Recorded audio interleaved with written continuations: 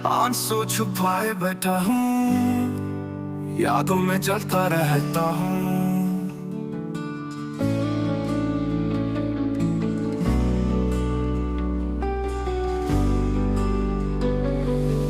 रातें बहुत तना लगती है, खामोश दुआओं में रोता हूँ।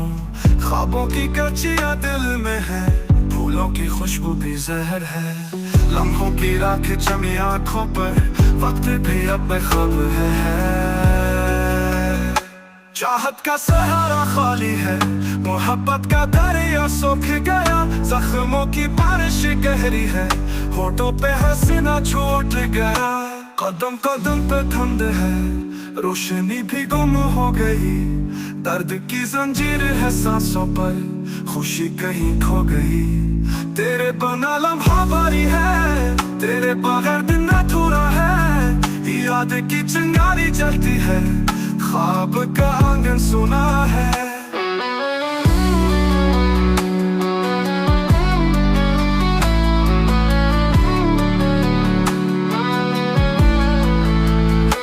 अल्फाज खामोश पड़े हैं, आवाज भी सहमी सहमी है।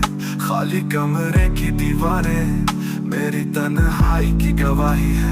जीते जी मर जाना है, यही मुकद्दर की लकीर है। रूठे ख्वाब बिछड़े लम्हे, हर दिन मेरा बेतासीर है। चांद भी कितना तन्हा है, सितारे भी रूठे हैं। अंधेरों में बना ढूंढो, उजाले भी टूटे हैं।